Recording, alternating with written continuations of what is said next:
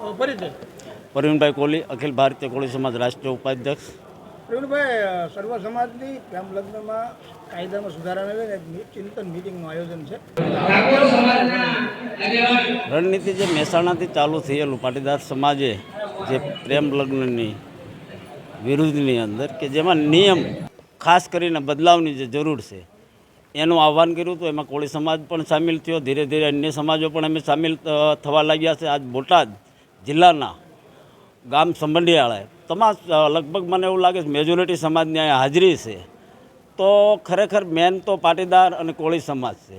તો હું બેયને ધ્યાન દોરવા માગું છું. અત્યારે આપણા આંગણે એક ખૂબસૂરત ગુજરાતમાં અવસર આવ્યો છે કે કાલે નરેન્દ્રભાઈ મોદી ભાવનગર આવી રહ્યા છે, તો કોળી સમાજના આગેવાનના હાજર રહેવાના છે. તો ખરેખર આ પીડા દીકરીની જે વાત કરતા હોય ને તો મેસેજ જવા જ પડે.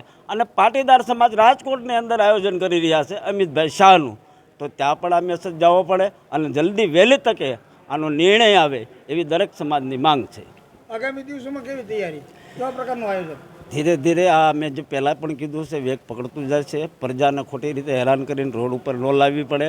સરકારને આમાં ધ્યાન દઈ અમે ક્યાં પ્રેમ લગ્નનો વિરોધ કરીશું. એમાં જે નિયમનો ફેરફાર છે એ જલ્દી અને વહેલી તકે કરે, નહીં તો ધીરે ધીરે પ્રજા રોડ ઉપર આવશે.